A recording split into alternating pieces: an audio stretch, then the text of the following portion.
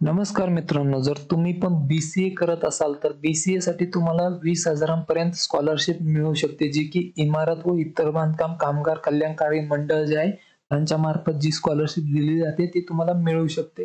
तर या व्हिडिओमध्ये आपण बघणार आहोत की किती स्कॉलरशिप मिळते, त्यासाठी पात्रता कशी आहे तुमची, त्यानंतर त्याला अप्लाय कसं करायचं, या सगळ्या गोष्टी आपण आज या व्हिडिओमध्ये बघणार आहोत. तर हा व्हिडिओ शेवटपर्यंत बघा आणि चॅनलवरती नवीन असाल तर सबस्क्राईब पण करून द्या आणि व्हिडिओ आवडला तर लाईक पण करा, कारण असेच व्हिडिओ मी तुमच्यासाठी आणत असतो. तर चला बघूया की BCA साठी तुम्हाला 20,000ची स्कॉलरशिप कशी मिळेल. तर बघा, सगळ्यात आधी आपण बघू. तर बघा, BCA पदवीसाठी तुम्हाला प्रतिवर्ष 20,000ची स्कॉलरशिपचं आर्थिक सहाय्य या मंडळातर्फे केलं जातं. म्हणजे प्रत्येक वर्षासाठी तुम्हाला 20,000 रुपये ते दिले जातील आर्थिक सहाय्य म्हणून.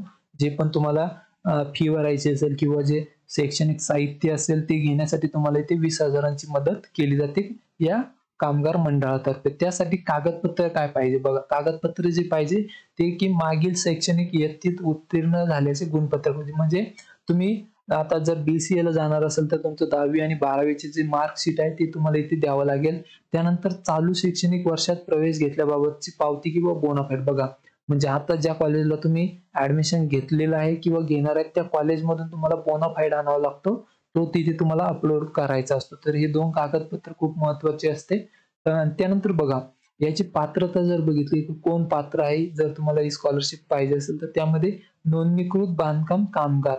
तर नोंदणीकृत बांधकाम कामगार या स्कॉलरशिपसाठी पात्र असतात. जर तुम्ही कामगार असाल नोंदणीकृत तर तुम्ही करू शकता. आणि जे तुम्हाला याच्याविषयी माहिती हवी असेल की नोंदणीकृत बांधकाम कामगार कसं करायचं, म्हणजे याच्यासाठी नोंदणी कशी करायची, तर मला नक्की कमेंटमध्ये विचारा, मी त्याच्यावरती पण व्हिडिओ बनवेल.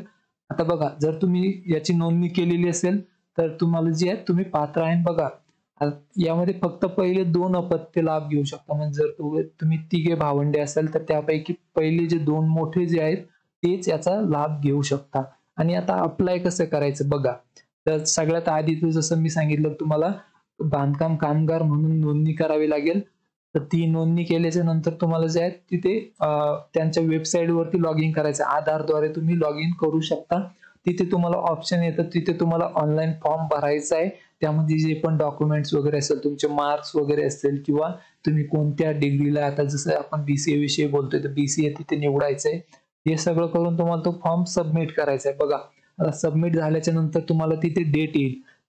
त्या डेटला तुम्हाला त्या तारखेला त्या तुमचा जो पण जिल्हा असेल त्या जिल्ह्याच्या ठिकाणी त्यांचं ऑफिस आहे कामगार मंडळाचं, त्या ऑफिसला सगळे ओरिजिनल डॉक्युमेंट घेऊन जायचे. ओरिजिनल डॉक्युमेंट घेऊन तिथे व्हेरिफिकेशन करायचं. डॉक्युमेंट व्हेरिफिकेशन तुम्हाला करून घ्यायचंय. त्याद्वारे तुम्हाला तिथे व्हेरिफिकेशन झाल्याच्या नंतर तुमची जी स्कॉलरशिप आहे 20,000 तुम्हाला तुमच्या जे पण अकाउंट जोडलेलं असेल त्या वेबसाईट वरती त्याच्यावरती तुम्हाला मिळून जाईल 20,000ची स्कॉलरशिप. तर ही स्टेप आहे. आणि याच्या व्यतिरिक्त जर तुम्हाला आणखी काही माहिती हवी असेल की बांधकाम कामगार नोंदणी कशी करायची, कुठे करायची आहे, या सगळ्या गोष्टी मी तुम्हाला सांगेल. जर तुम्हाला माहिती हवी असेल तर कमेंटमध्ये नक्की विचारा. तिथे मी तुम्हाला नेहमी त्याची माहिती देत असतो.